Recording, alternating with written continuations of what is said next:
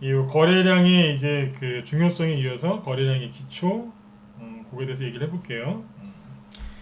지난주 그 거래량의 중요성과 관련된 거는요, 그 유튜브에 따로 올려놨으니까 한 20분 정도로 올려놨으니까 그거 보셔도 되고, 아니면 여기 정의원분들은 여기 녹화 방송 있죠? 네, 거기 보시면 오후에 그 해놨으니까 그거 보시면 됩니다. 자, 일단은 이제 거래량의 중요성에 이어서 거래량의 기초에 대해서 얘기해 보죠. 거래량 얘기는 솔직히 이거는 제가 맘만 먹으면 6개월 이상 할 수도 있어요. 왜냐면 이론과 원리는 쉬워요. 근데 그거를 어떻게 잘 활용하느냐가, 어떻게 이거를 잘 적용을 시키고 활용하느냐의 문제거든요. 그래서 이게 어렵기 때문에 강의 기간은 뭐 맘만 먹으면 진짜 6개월, 1년 이상 얘기할 수도 있습니다. 하지만 일단 이제 그렇게까지는 진행할 수가 없기 때문에 한두 달 정도, 예전에 박스권 그 설명했던 것처럼요, 한두 달 안에 좀 어느 정도 이제 기틀은 좀 잡아드리려고 노력을 좀 많이 할 거예요. 네. 이제 나름대로 이제 지금 계획을 세워서 하는 거니까 잘 들어주시고 나중에 잘 활용하셨으면 좋겠어요.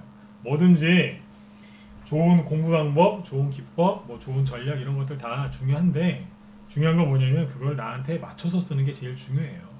아무리 명품이라고 해도 나랑 안 맞으면 그거 소용없거든요. 그렇죠? 네. 그러니까 주식과 관련된 강의도 뭐 기법 강의, 뭐 원론 이런 것들 있죠. 다 잘 들어주신 다음에 나중에 여러분들한테 맞게 잘 활용을 하셨으면 좋겠어요. 그래서 기초하고 이제 이론 얘기를 좀 해드리고, 마지막에는 이제 이거를 어떻게 하면 활용을 할 수 있는지, 활용을 잘 할 수 있는지 이제 그렇게 이제 강의를 진행을 할 겁니다. 자, 일단 이제 오늘 거래량의 기초에 대해서 얘기해 볼게요. 거래량은 이제 뭐냐면 뭐 그냥 바로 본론으로 들어갈게요. 사람들이 이제 그런 걸 많이 궁금해하시죠. 거래량을 쳐다보면서 이게 많으면 좋은 건가? 아니면 적으면 좋은 건가? 계속 꾸준하게 늘어나는 게 좋은 건가? 줄어드는 게 좋은 건가? 아니면 서현이 오늘 예를 들어서 뭐 이런 자리에서 거래량이 3천만 주가 나왔는데 이게 정상인가? 비정상인가? 세력이 들어온 건가? 나간 건가? 이런 생각들을 많이 하십니다. 다 경험이 있으시죠, 그죠? 네, 그렇죠. 뭐 이런 자리들, 그죠? 주가가 올라갈 때 거래가 터진 건지, 고점에서 터진 건지 이런 것들도 궁금하실 거고요. 이런저런 이제 궁금증들이 되게 많으신데, 뭐든지 이제 처음부터 이제 기초를 잘 쌓아야 되죠. 그래서 이런 얘기는 뒤에 가서 하고, 거래량과 관련돼서 아주 간단하지만 거의 진리에 가까운 그런 걸 몇 개를 얘기해 드릴게요. 거래량 분석을 잘 하려면 가장 중요한 거는 상황에 맞게 해석을 잘 하는 게 중요합니다. 상황에 맞는 해석이죠. 네. 근데 이제 그러려면 이제 기초가 탄탄해야 되는데, 자, 첫 번째 요겁니다.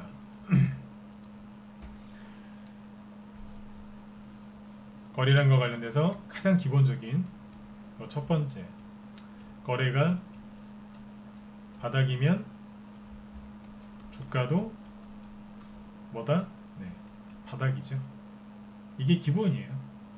거래가 바닥이면 주가가 바닥입니다. 자, 이게 뭐냐면 제가 방송에서 얘기 많이 했지만, 심리가 안 좋으면, 즉 심리가 바닥을 찍으면 사람들이 매매를 잘 안 하겠죠. 그렇잖아요. 기분도 안 좋고 심리도 안 좋은데, 불안하고 무서운데 사람들이 무슨 거래를 많이 하겠어요? 거래를 안 하겠죠. 그래서 당연히 심리가 안 좋아지면 거래가 줄어드는 거죠. 심리가 완전히 바닥을 찍었을 때 거래도 바닥을 찍는 거예요. 그럼 주가는 그때 어떻게 돼 있겠어요? 당연히 주가도 질질질 끌려 내려와서 이렇게 바닥을 찍겠죠. 심리 바닥, 거래 바닥, 그래서 주가 바닥에 나오는 겁니다. 그럼 이 심리는 누구의 영향을 받느냐? 언론이나 비관론자들이 여러분들의 심리를 아주 안 좋게 만들어 놓죠. 이 사람들이 주범이에요. 그래서 제가 맨날 비관론자 욕을, 사실 욕이죠, 그죠? 네.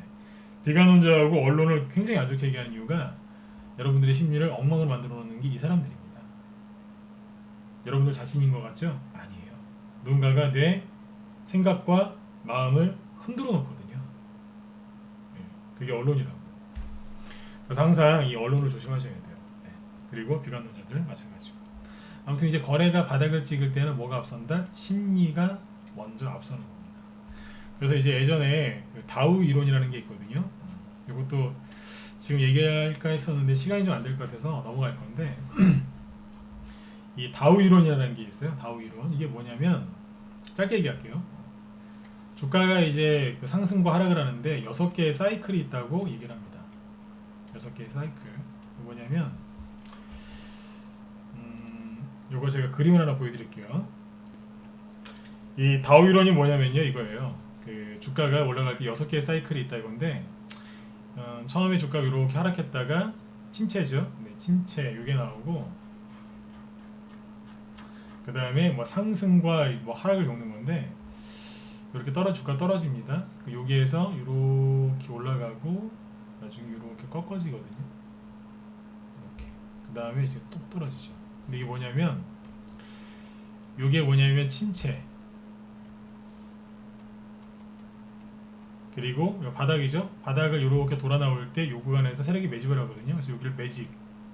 본격적으로 올라가거든요. 이거를 이제 뭐 마크업이라고 하는데, 본격적으로 올라갈 때 이 구간을 이제 상승 구간이라고 합니다. 상승. 그 다우이론에서는 마크업이라는 표현을 많이 써요. 그 다음에 요 꼭지 있죠. 요 근처 꼭지 요 부분을 뭐라고 하냐면 여기를 과열. 그 다음에 꼭지에서 이렇게 세력들이 팔겠죠. 여기를 분산. 본인의 물량을 이제 말 그대로 분산시키거든요. 네. 분산. 그 다음에 한번 이렇게 쭉 떨어뜨리거든요. 여기서 여기에서 뭐예요? 여기서 사람들이 이제 공포를 느끼겠죠. 그죠? 네. 그 다음에 뭐예요? 훅 분산시킨 다음에 쭉 돌려버리죠. 침체. 1, 2, 3, 4, 5, 6. 처음에 침체가 있잖아요. 이게 6개 사이클이 맞죠, 그죠? 네, 요건데 다시 침체, 다시 매집, 그리고 또 올리고 상승 이게 반복되는 거예요.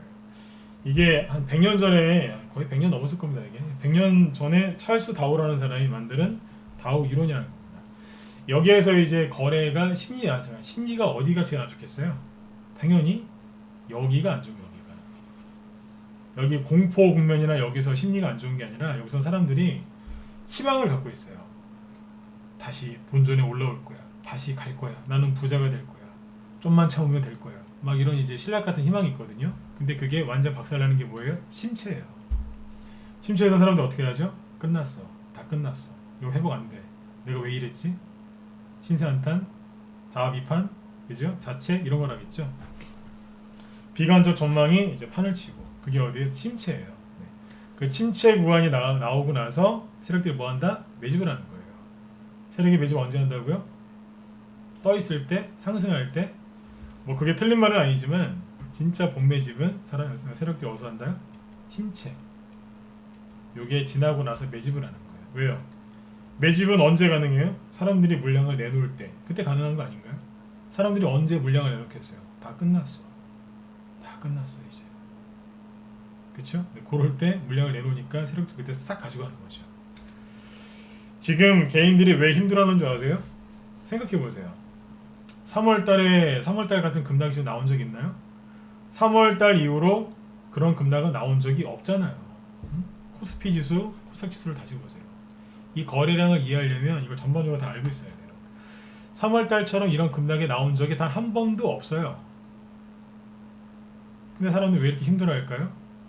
왜 이렇게 사람들은 부정적일까요? 도대체 그게 누구 때문일까요? 누구겠어요? 언론 때문에 그렇다니까. 그걸 그대로 실어 나르는 아니면 거기다 더 얹어서 사람들 더 힘들게 만드는 비관론자들 때문에 사람들이 속은 거예요. 지금 속았는지도 몰라요. 제가 하고 싶은 얘기 뭐냐면 침체. 침체와 여기 이제 거의 뭐 패닉이죠. 이럴 때 보시면 거래가 있어요, 없어요? 없잖아요. 바닥을 찍죠. 그리고 지수가 올라가다가 살짝 이렇게 흔들었을 때 거래가 훅 줄어들죠. 여기 팠을 때 어때요? 거래가 훅 줄어들잖아요. 순간적으로. 거래량 분석할 때는 절대평가하시면 안 돼요. 대부분 상대평가를 하셔야 되는데 거래량이 훅 줄어들잖아요. 왜 그랬을까요? 사람들의 심리가 망가졌으니까. 그러니까 매매를 안 하겠죠. 당연히 거래가 줄어들고 사는 사람은 없고 파는 사람만 있고 그럼 어떻게 되겠어요? 주가가 하락하겠죠. 주가가 계속 하락하면 나중에 사람들이 신용 쓴 사람들 그런 사람들까지 건드리면 거기서 이제 패닉이 와서 물량이 과하게 나오니까 이런 것도 나오는 거죠. 그렇죠. 어떤 사람은 이렇게 될까봐 혹시라도 이렇게 될까봐 먼저 어리석게 손절하는 사람도 나오는 거고요. 이걸 정확하게 하셔야 돼요. 거래가 왜 거래 바닥일 때 주가가 바닥이냐? 심리가 엉망이기 때문에 그렇다는 겁니다. 근데 참 요번에 그 안타까운 게 뭐냐면 여기처럼 이런 급락이 나온 적이 없어요. 사람들이 왜 이렇게 힘들어했느냐? 이걸 봤거든요. 한번 급락하는 걸. 그러니까 언론에서 비관론자들이 똑같은 얘기를 했거든요. 앞으로 이런 게 또 올 거다. 옆에 있으면 진짜 막 어떻게 해버리고 싶어요, 진짜. 이런 게 또 올 거라고. 미치겠어요, 진짜. 제가 비관론자들 얘기하고 중국 공산당 얘기 나오면 제가 펄펄 뛰죠. 네. 중국 공산당보다 더 미워요, 진짜. 이런 게 또 올 거래. 왔으면 좋겠어요, 진짜. 한번 시원하게 또 올라갈 테니까. 전 세계에서 돈을 더 많이 풀 테니까. 그럼 주시장이 또 얼마나 많이 가겠어요? 안 오잖아요. 네. 사람들이 왜 속았느냐? 네. 언론한테 속았던 거죠. 그래서 그 주가가 거래량이 바닥일 때 주가가 바닥인 이유 정확하게 아시겠죠, 그죠? 이게 거래량의 기본 중에 기본이에요. 거래 바닥일 때 주가 바닥에 나온다. 이거를 방금 이제 심리 그 다우 이론, 네. 다우 지수가 아니고 다우 이론입니다. 네. 찰스 다우라는 사람이 만든 건데 네이버에 검색하면 대충 나오는데 그거 보지 마시고 제가 다음에 또 얘기해 드릴게요.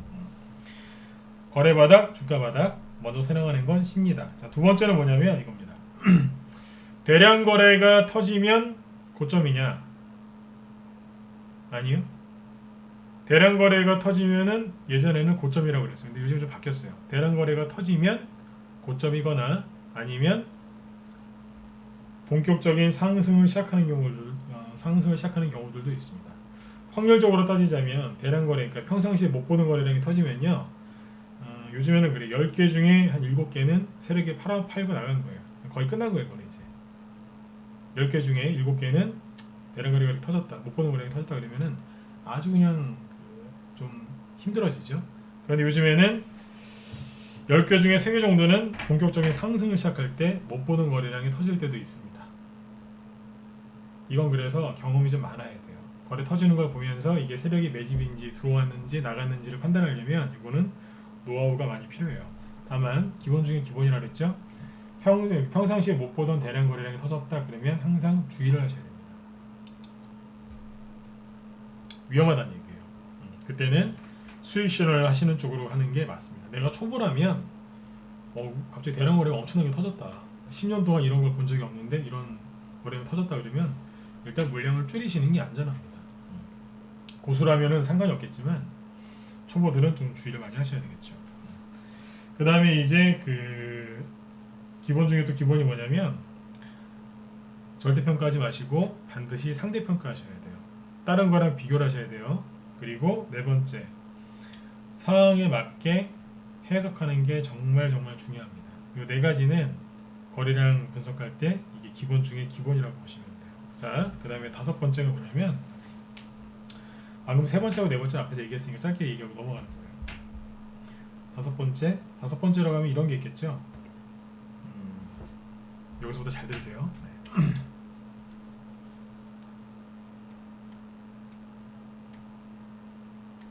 주가가 하락하면 자 거래량은 상승하는 게 정상일까요? 하락하는 게 정상일까요? 주가가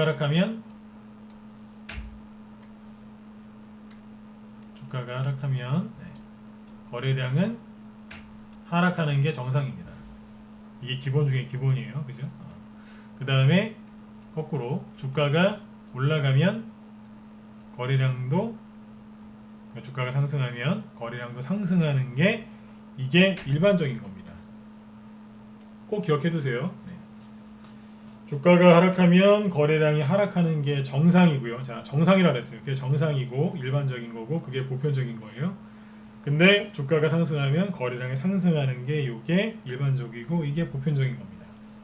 자, 그런데 주식은 어때요? 재밌는 게 뭐예요? 네, 변수가 많죠. 네. 요거는 꼭 기억해 두셔야 돼요. 왜냐면 이걸 가지고 이제 응용을 할 거거든요. 자, 예를 들어 볼게요. 지금부터 이제 응용하는 시간이에요. 주가가 하락할 때 거래량이 감소한다. 근데요,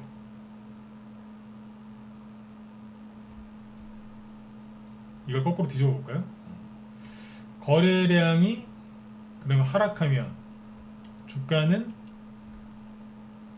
하락해야 되는 게 정상이죠. 말을 뒤집었어요. 네. 그렇죠? 거래량 하락하면 주가도 하락해야 되겠네요. 근데 거래량이 하락을 하는데 주가가 하락을 안 하고 주가가 횡보하는 경우가 있습니다. 이건 무슨 경우일까요? 이게 뭘까요? 이게 뭘까요? 그렇죠. 이게 눌림목이에요. 거래량은 감소하는데 주가는 안 떨어져요. 옆으로 돌려요. 옆으로 돌리거나 저점을 살짝 올려요. 그 녀석이 바닥에서 나오는 전형적인 눌림목입니다. 그래서 아까 요거를 잘 기억하라고 했던 거예요. 주가가 하락하면 거래량이 감소한다. 근데 거래량이 감소하면 주가도 감소해야 되는데 거래량이 감소할 때 주가가 하락을 안 하는 게 있어요. 자, 비유를 들어볼게요. 예를 들어서 그 초록변 볼까요? 초록변 보시면 어때요? 드디어 반등 나오기 시작했네요, 그죠? 네. 주가가 하락할 때 거래량 감소했어요, 안 했어요? 감소했죠. 이게 정상이라니까요. 거래가 더 감소하니까 주가도 감소하잖아요. 그렇죠? 그런데 아닌 것들 있잖아요. 아닌 것들. 거래량은 감소하는데 주가는 횡보하는 눌림목이겠죠. 뭐 예를 들어서 최근에 우리 방에서 팔았던 걸 해볼까요?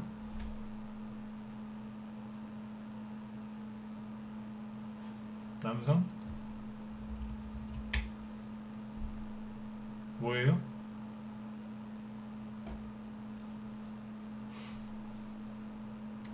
거래량은 감소하는데 주가는 횡보하거나 저점을 살짝 높이잖아요. 그럼 뭐예요? 눌림목이에요. 네, 쉽게 이해하시면 돼요. 거래량은 계속해서 감소하는데 주가는 이 방향으로 가죠. 그렇죠? 근데 이제 아까 DPC나 좀 전에 초록병 보셨죠? 이번에 DPC를 보죠. 이게 다 방탄소년단 관련주들이잖아요. 그렇죠? 네. 보시면 어때요? 이게 정상인 거예요. 거래가 주가가 하락하면 거래가 줄어드는 게 정상이라고요. 떨어질 때 추우니까 여기에 뭘 덮고 있다고요? 5일선을 덮고 있잖아요. 이게 정상인 거예요. 근데 바닥 눌림목들은 거꾸로다. 이해되셨죠? 네. 이해되셨으면 1번 한번 찍어보실래요? 네. 설명이 좀 쉬웠나요? 어땠나요?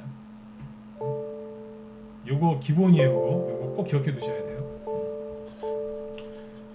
거래량이 감소하면 그러니까 주가도 떨어져야 되는데 안 떨어지네? 그럼 뭐라고요? 그 녀석이 바로 그 녀석이 눌림목일 가능성이 높다는 얘기예요. 네.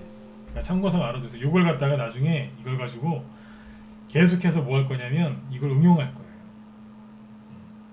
이걸 응용한다니까. 기초를 가지고. 네. 그 다음에 이제 자 보세요. 좀 더 해볼게요. 주가가 주가가 이번에 상승을 해요. 상승할 때는 거래도 상승하는 게 정상이죠. 그런데 가끔 가다 보면은 주가가 상승을 하는데 거래가 줄어드는 경우가 있어요. 이건 무슨 경우일까요?